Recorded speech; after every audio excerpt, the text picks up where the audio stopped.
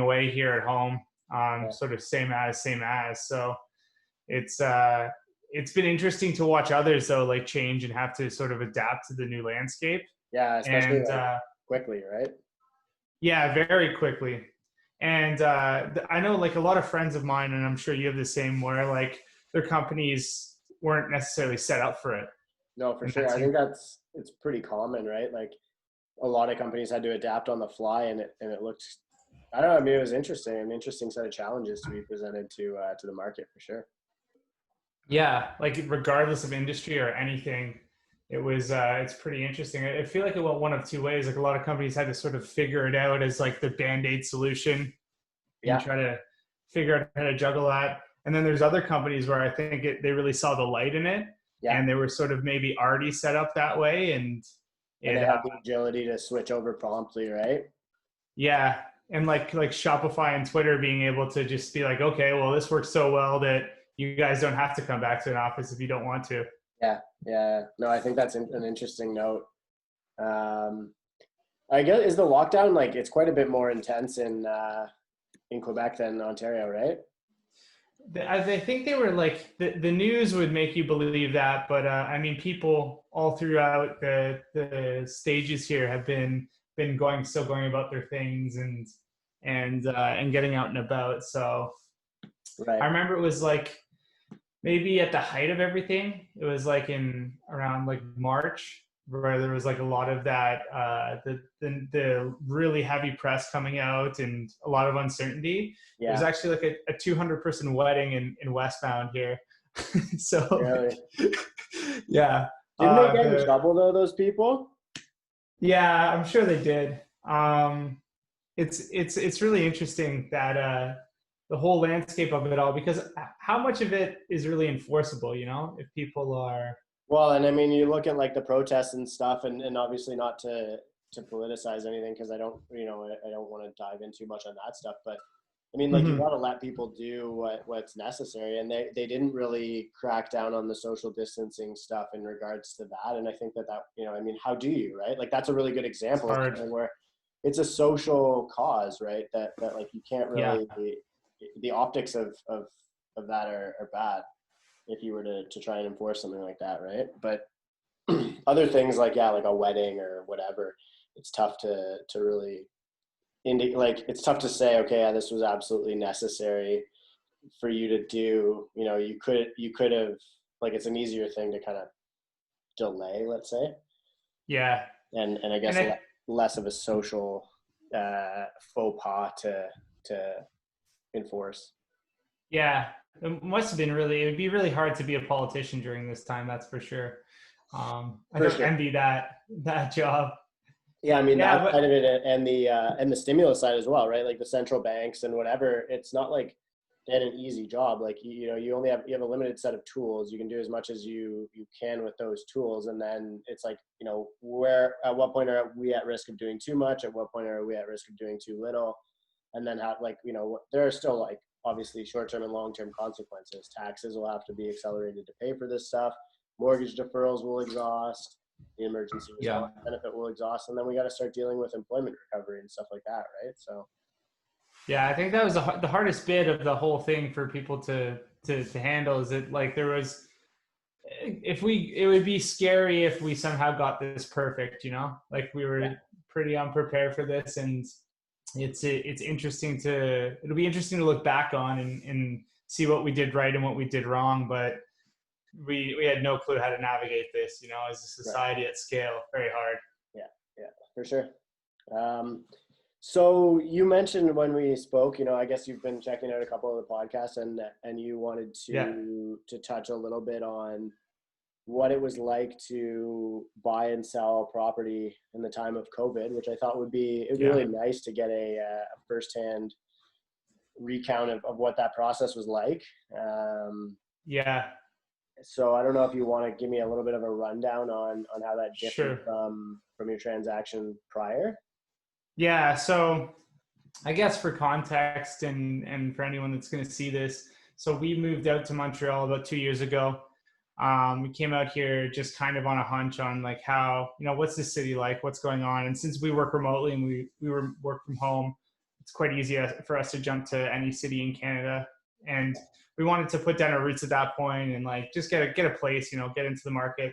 And at the time, Toronto was sort of at its peak, and we could have got into the market in Toronto. It wasn't really like we weren't priced out completely, but because we work at home, we need a little bit more space than the average person that maybe doesn't spend as much time in the house. So we came out here and we were so shocked with what we saw and just the amount of space you could get for the price per square foot and what you were getting out here. There was just such a bigger value prop for us. So we bought back then and have loved our place here for 2 years, our condo. It's like a split level condo, more like a townhouse, 3 bed, 2 bath. And we just thought, what else is going on in Quebec? And we started doing more research on the market just outside of Montreal. So this pulls us to about September of this year. So in September of this year, we realized something once we started digging into the data on the real estate and like looking at how the market here in general operates. And coming from the Greater Toronto area, when you're looking in Toronto, generally the house prices have some gradient and some correlation as you sort of come away from Toronto. And houses, hold value for a good amount of time as you're driving like an hour outside of the city. But in Montreal here, it's very different. It's like you can drive 10 minutes one way, 10 minutes the other way, and house prices can reduce by 30 to even sometimes 50% in some cases. Yeah. So this was fascinating to us, and we were like, wow, this is really interesting. So we started, browsing neighborhoods around the area, and then we came across this group of townships called the Eastern Townships. Okay. And there's some ski hills there. There's like it's much more nature-esque and very, very pretty, and similar to vibes to like Lake Simcoe or something like that, like a little bit of Muskoka vibes. And we came across this place called Bromont ski hill, up and coming. There's a lot of government investment in the town, and we were like, hey, this place is beautiful. And then we started looking at houses, and for around in the same threshold as our condo, we could sell and we could move there and get a house. So that's what we started looking at, and we were just hemming and hawing at the idea at the time, and we were thinking if we could rent here and leverage up. And so that process went on to about like November, December, and then we just made this choice. Like, look, we gotta really decide here. Are we going to go through with the rental, or should we just sell and just try to buy somewhere out there? So we started putting our house in the market in about January and started looking for places to buy. We had an accepted offer on one place, and then just needed to sell ours. And we allowed the seller to keep his place on the market because at that time there wasn't much action going on in the Eastern Townships. And then COVID hit. Yeah. And that was like sort of when everything changed. We went from having like a showing every weekend and like multiple messages to our real estate agents on it to, it just kind of quickly grinding to a halt. And it was very interesting. We actually, it ended up working out for us weirdly, but we lost the first house that we had an accepted offer on because the buyer in the same time got another offer. Right. And that, we had to really be patient throughout the process and just sort of trust that, we had the house priced correctly and trust that someone would come through that would love it as much as we did when we first saw it. But it's a very interesting process. And one thing I think I'd like to touch on, and I'm sure you have experience with this, is like the power of virtual tours and having video footage of the property. That was one, I think, mistake that we had here where I really wish we would have done that from the start. Right. And it was a situation with COVID where we didn't do it at the start, so we couldn't do it once COVID hit. Couldn't have anyone come here. We were able to do some of those like handheld stuff on our smartphone, but I mean, that doesn't really compare to doing like the full blown 60 tours and all that stuff, right? Yeah. Did you have experience yourself during this time on like that working or not working?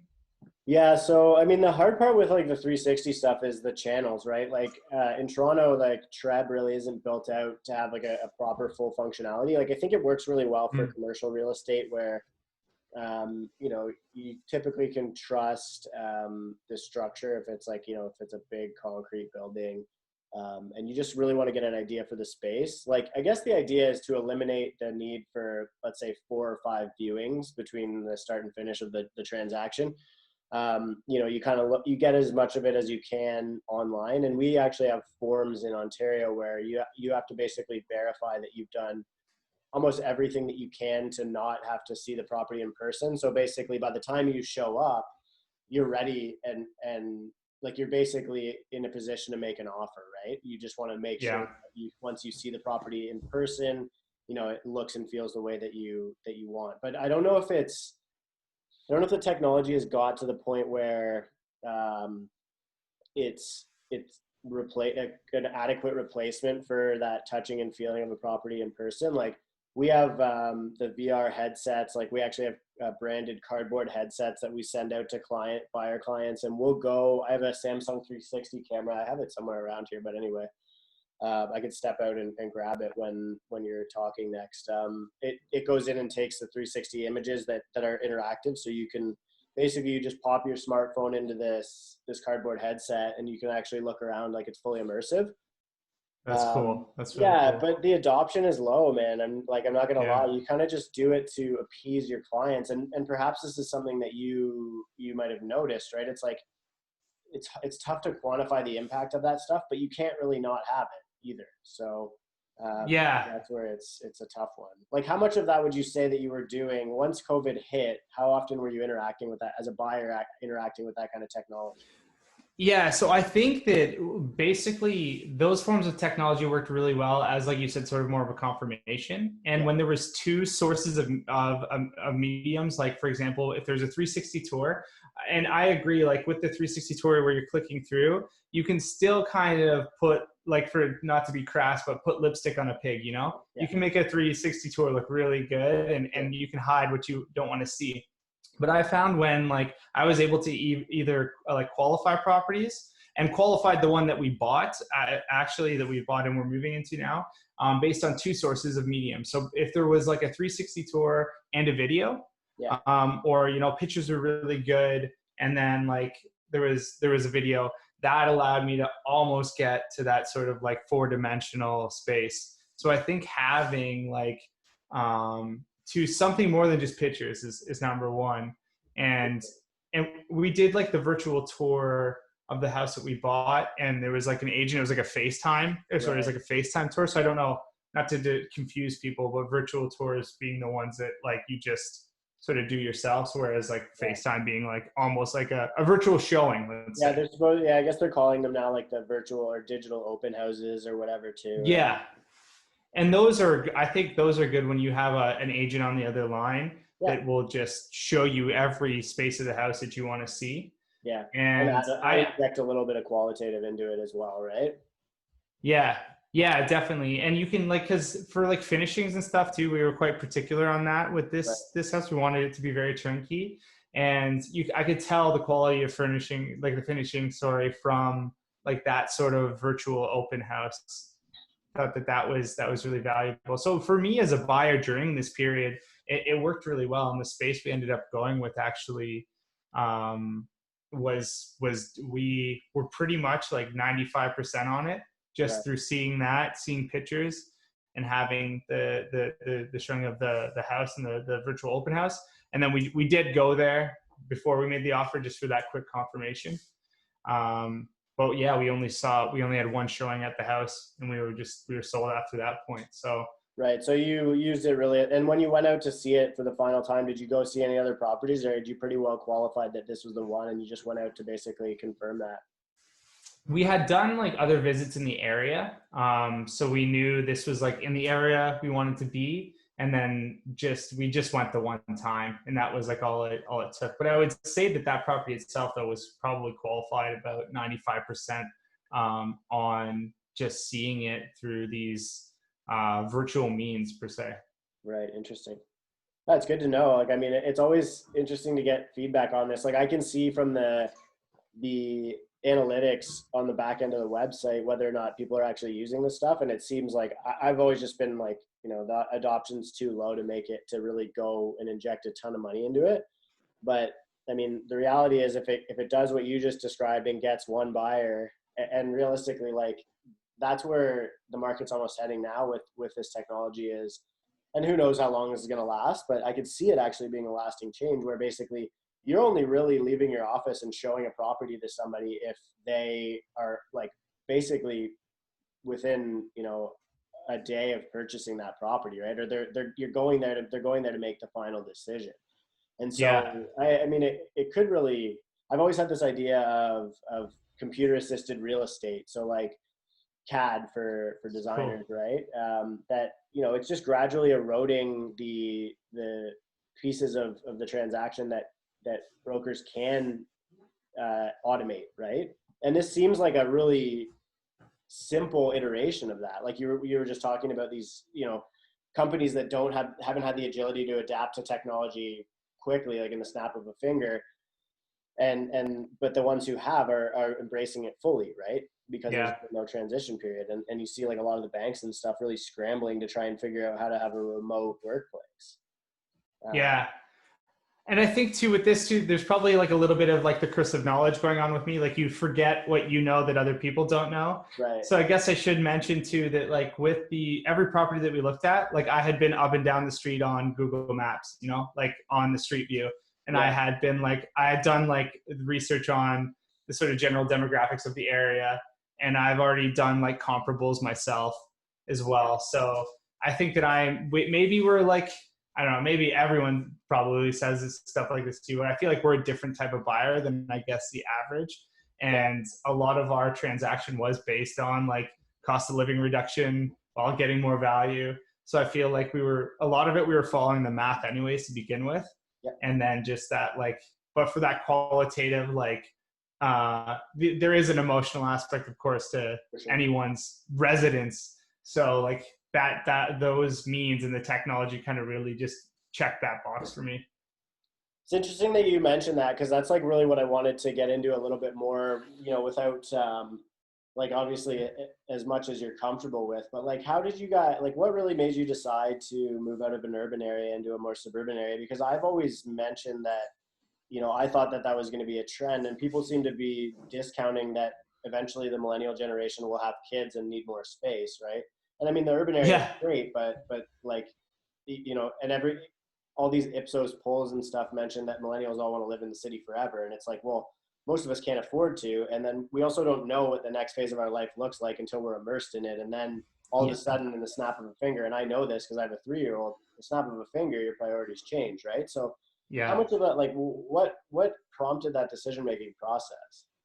Yeah, so I guess when we came here, we did want a house. And like this is kind of Montreal has, as you know, like a lot of the attached houses, right? Yeah. So all the houses on the street, just for people that might not follow, all the houses are attached, and it can be titled. A house can be attached to like two condo or apartments, condos, right? Yeah. So the titling is different. I wanted something titled as a house because, as we both know, that's where you get land value, and long term it's higher likelihood for the appreciation. So that was always kind of like an itch in the back of my mind, and we lived here and we made really good use of the space. Like this room itself, there's a Murphy bed here. Nice. I got my gym equipment in that back room here, so like everything's kind of multi-use, but it was just like this place was missing like one room for us. Yeah. And that was always kind of, we were kind of grinding up against that.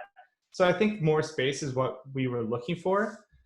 But then the sort of the final push was like, we realized that the Montreal market has appreciated quite a bit from when we got here. So we started looking at other markets, or we started looking here first before other markets, and we were going to try to trade into a house.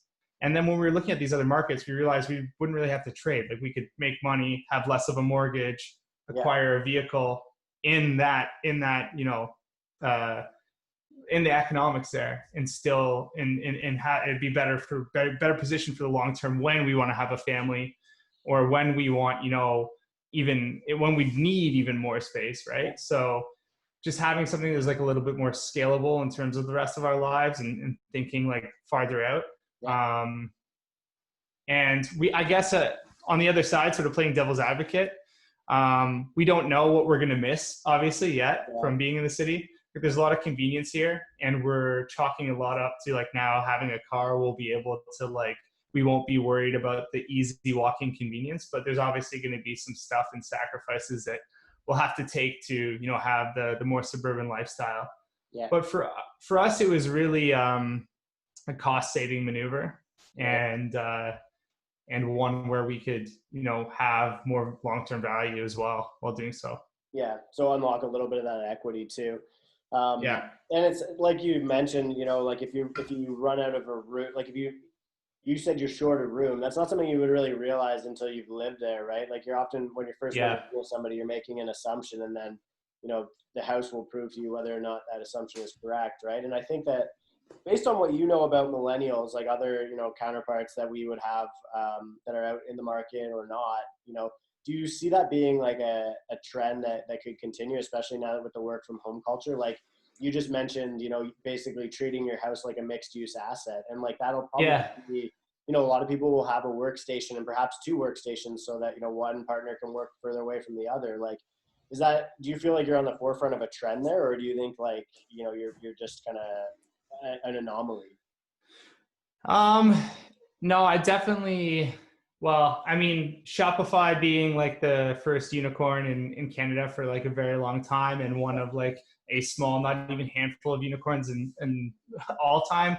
And assuming I do believe that company is going to grow, I can see like a lot of counterparts and younger kids coming up working for a company like that. And if not companies in, you know, the online space. So as the, you know, e-commerce and SaaS industries continue to grow, especially in Canada, and I feel like Canada is poised for a lot of tech growth, I can definitely see it growing as a trend. And this whole the COVID situation has been a good test run for a lot of companies. So I like to think that I'm on the forefront of a trend and not an anomaly, because I'd love to see more people like have this lifestyle. I think it's just the flexibility is great for individuals. But yeah, I think I haven't looked into any like data on remote working in Canada. But I sure as heck hope so, that to see more people doing this, and it gives you the option to, you know, have the lifestyle in the suburbs, and not have to have the commute and not have to live somewhere just because of a job. I think that's like really important, and it gives people an easier chance to sort of set themselves up in a comfortable way. Yeah, I think that's like the trade-off that a lot of millennials are making, right? Like you live in the urban area and you get the proximity to employment, and you get the social stuff, you know, you're surrounded by tens of thousands of potential mates and whatever. Like, you know, there's so many different elements to that. But then eventually, like your requirement for a lot of those pull factors for urban living decline, and there's no point in paying a premium for it, right? And sometimes you want more space. If anything, like this lockdown scenario has proven that to us, right? And so I guess I just have a big curiosity as to whether or not we're going to see that happen en masse, especially with, you know, so many boomers owning big houses in relatively urban areas. You know, your Vaughan, Richmond Hill, Markham, Toronto, even like Etobicoke, Scarborough. You know, I don't see our generation consuming that product at scale, right? Like I think, you know, your Gen Xers, sure, but like they all have families and they have money. They got in the housing pool a lot earlier than our generation. So I think it's an interesting perspective. And like you're describing, right, you're almost, if you were to stay in the urban area, if you're downsizing your mortgage, as an example, that allows you to pay off more because you're paying less interest, and you've earned some equity that you cashed out of your property appreciating that you can go and deploy elsewhere. Like there's so many different elements that could, I don't know, to me, like that'll help you down the road. And I think that as people from our generation start thinking about the whole down the road thing, and remember that we're all going to be 40 one day, that, you know, that trend could increase, right? Yeah, and I think if it's not buying, it could be renting. Like I think the real estate portion of my situation, I definitely think that's kind of an anomaly, because the markets that you're just mentioning are like a much tougher, right? Yeah. I'm comfortable disclosing, like we bought our house, like it was like high threes, but it's a brand new build. Yeah. Like that just does not exist in the Greater Toronto area at all. Like I think the closest thing from my research at least, was like Beamsville doing new builds, and but they're like high fives. Yeah. Or like there's something out in Barrie as well, but Yeah.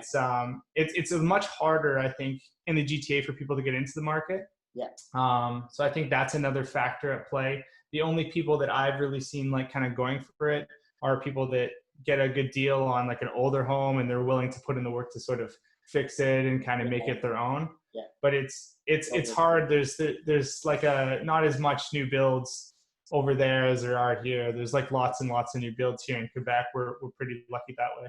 Right. Yeah, I guess all the new builds in the GTA now are density, right? Because of the way the Places to Grow Act was structured. Actually, on the note that you just described, you originally put in an offer prior to COVID, and I'm assuming like, you went all the way down the road of financing, et cetera. How did the mortgage underwriting change at all between that original offer, before COVID was introduced as a finance variable, to post-COVID? Like, were the lenders scrutinizing a little bit more? Did things change in that respect? Like, did you notice any change on the bank side? For us, no, because we could have gotten like we were going like 20 to almost, actually we're going almost 30% down. Right. So strong buying position. Yeah, we didn't have anything in that regard. And honestly, our mortgage broker was trying to convince me at the start to not sell this, to rent and just leverage up. Right. And he said he would have approved us for that anyways. So we didn't really see much change. The first place we put an offer in on that was accepted, but then fell through because he got another buyer that could close quicker than us. That one was like, it was like a semi in a neighborhood just across. We ended up, sorry, just to try not to confuse people here. The first offer that we put in, it fell through because we made it conditional on selling our condo. Yeah, and then when COVID hit, that extended our selling process by 2 months. So we ended up buying a place that was a bit more expensive. That was a full house, full titled house. So the first semi that we put in was, it was only like, we got it for like high twos. So that would have been like, we didn't need really anything in the deal to make that happen. We could have gotten that pretty much overnight. So we didn't notice any scrutiny. I'm sure that if there was like, like this was a first purchase, and maybe we can roll that into this conversation actually. So for our first purchase in Montreal, there was a lot of scrutiny because we're working remotely and our company is based overseas, and the overseas contracts can go year by year. The banks were really hard on us with that, and we actually had like the first mortgage fall through because, and we had to like kind of come up with something in a few days, and it was lucky that we were able to, and had to do sort of like a bunch of letters. But the remote working thing seemed to really throw everyone for a loop, and they didn't really understand like that this is a serious thing and it's a career for both of us. So yeah, interesting. Is there any recommendations you would make to people like myself or other realtors that are a little bit more on the residential side with like urban product, representing millennials like yourself, that you would say they should really be thinking about to attract a buyer like yourself or to attract a client like yourself as a seller, et cetera? Like what really made the experience good for you with your existing brokers? Yeah. One thing I think that we can, like every conversation that I've had with you over the years, Dan, is just like treating the younger client, in a professional manner and giving them that respect. And I unfortunately can't say that I've gotten that with everyone in real estate and involved in a deal like going down the line, just because like I feel that sometimes we get like pinched a little bit, not in regards to like pricing or anything like that. We're pretty tough in our ways on that, but like having to do things in paperwork, I feel that we get pushed a lot to put in the work harder there, that in ways that I know that like if I was an older client who didn't understand technology and couldn't communicate via Facebook Messenger, like these opportunities wouldn't even exist for brokers to be able to kind of like ask us to do those things. So I think a younger client, like just treating them the same way you would treat, you know, an older client, and not making them feel sort of like young, I guess. I don't know. Yeah. Does that make sense? It sounds a Yeah, little I think weird. so. Like, I think you're like, there's an ingrained degree of efficiency that like they're not going to have to like walk you through a lot of certain things or like whatever, there's an informality, like just send you the paperwork and you just sign it, click, whatever. Yeah. And I think that, if with older people, like, especially because, these guys have been through like the 80s, 90s with like the Oklahoma clauses and whatever. A lot of them want like almost like a lawyer experience with their realtor. Sit down, walk me through all the clauses, right? Like, and I try and do that with clients as much as possible. But yeah, I think you're right. Like, I would agree with you. And I think a lot of young agents who work with young clients, like they extract that formality and kind of just try and make everything like this very modern, crisp thing.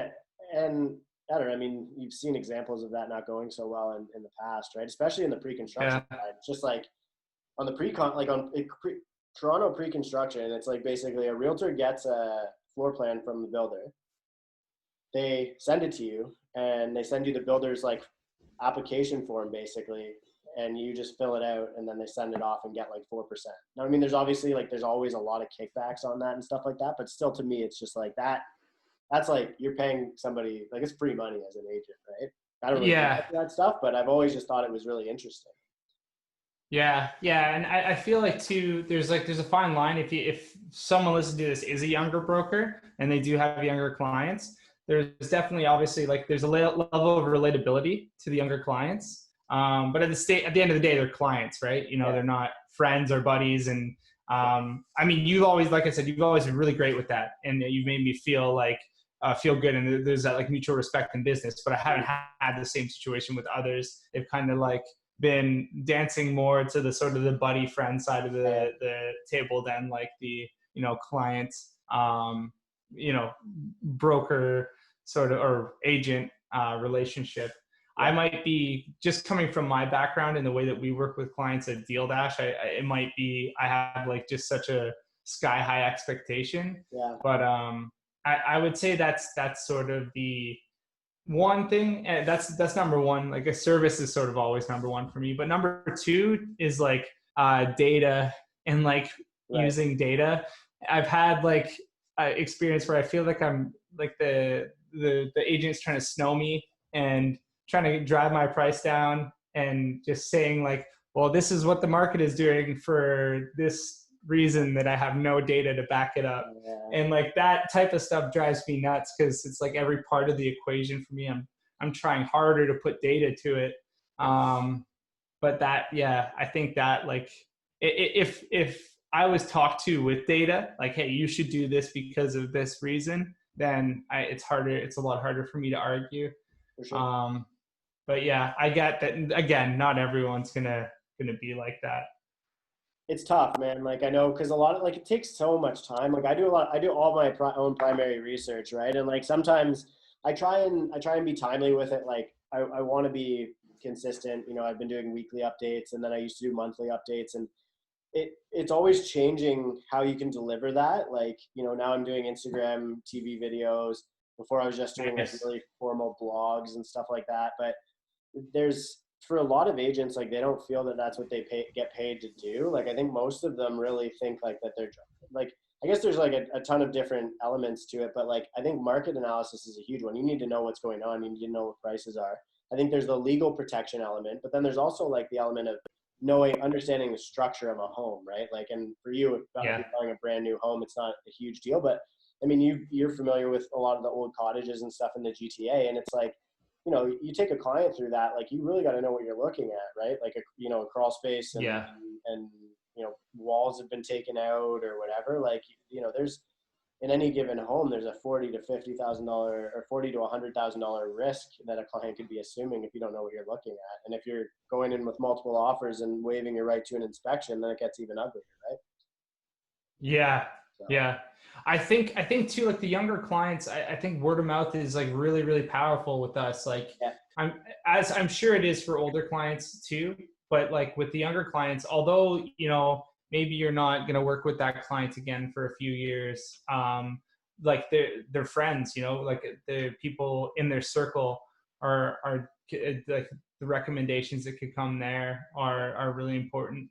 So I think another thing too is like it's not done until it's even after, like a week after signing, or like the client's comfortable in their new house. And I think that part in certain regards has been blurry on my two transactions up to this point. It feels like kind of like we got up to the point where the deal was accepted, and then it was just like I was kind of like dropped off at the side of there you go. It's it's all done now. Yeah. See ya. Yeah. And I expect that that'll change as things get more difficult. Like I think that we're going to see a little bit more competitiveness on the supply side. Agents will really have to work harder to sell properties. And I mean, it's so easy in Canada. Like, if you can get a listing signed and put the property on MLS, you can sell it, right? Like, as long as you price it relatively appropriately. And most people's response to that is to underprice it by, like 100K. So they get multiple offers, right? But I think that those days are going to be behind us in short order, probably at least for the next 2 years once deferrals run out. So I'll be interested to see what happens there. Is there anything that you feel like we missed that you wanted to mention? Like that, I just want to make sure we covered everything. Yeah, no, I feel like I guess another problem it's interesting that we've had. So we work with two sets of brokers here in Quebec now, and the first set were really amazing, and like they're like hugely performing agents. I'm not gonna like name drop or anything here, but I almost felt like as a client we were kind of like too small for them. Right. That was what kind of caused us to go with another broker. But then it was weird because when we were doing this transaction, we felt like there was like a bit of a lacking experience that those other brokers kind of brought to the table.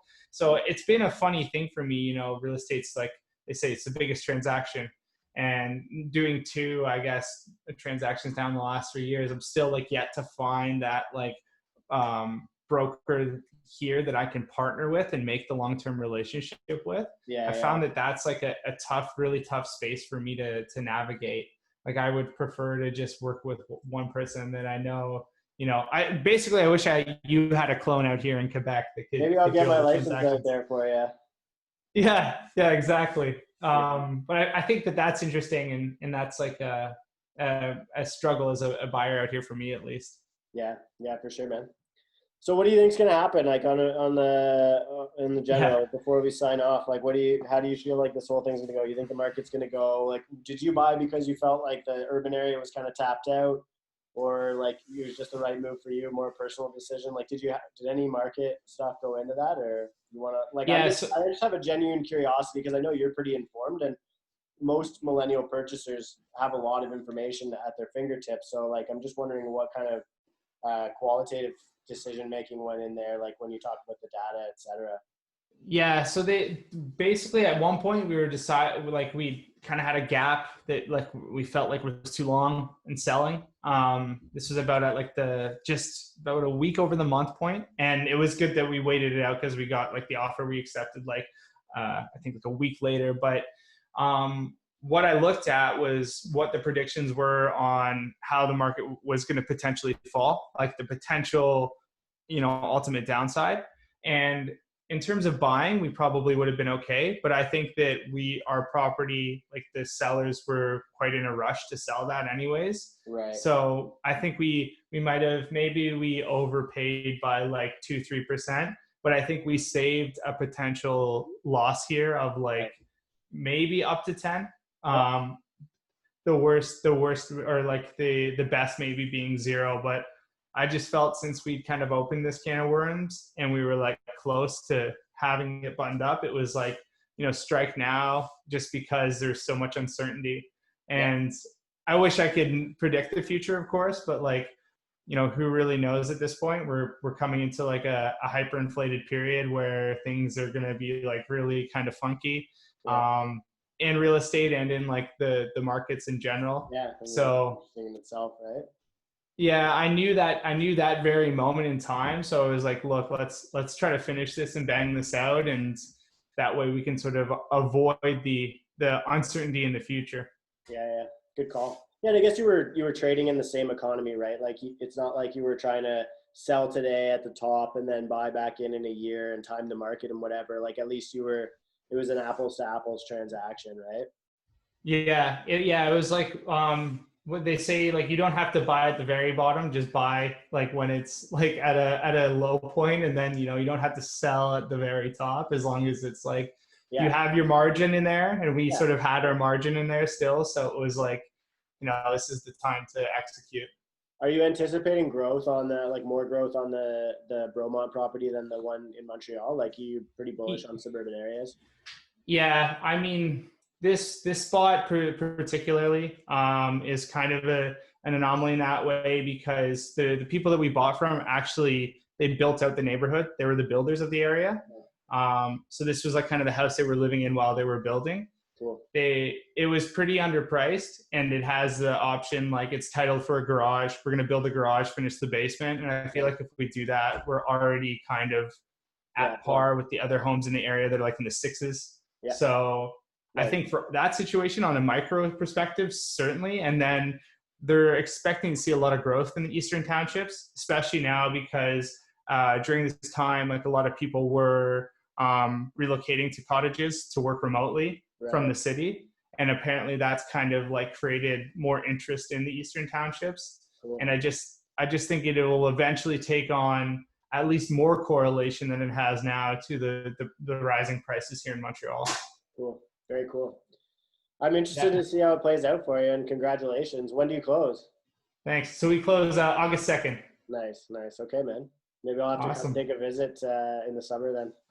Yeah, you will. Yeah. Definitely. Jamie and I have been talking about getting out to Montreal a lot, so I mean, I have no objection to it. Just got to figure out what to do with more. Sorry, Dan, 2 seconds here. Yeah. Gotta switch over. I'm in there. You guys, Okay. You guys are thinking of coming up here, which you definitely should. You should come stay for a weekend. We would love that. Yeah. Okay. Cool. We'll have to then. I'm just gonna end the recording here. Sure. If people want to reach out to you just to shoot the shit about Montreal's real estate market or whatever, where should they connect with you? Like, yeah. So on Instagram, it's I'm James, just the letter O. I am James, and they could email if anyone actually has any real questions that they want to ask me. James@dealdash.com is my email. Awesome. Cool. All right, man. Thanks for your time. I really appreciate it. Thanks, man.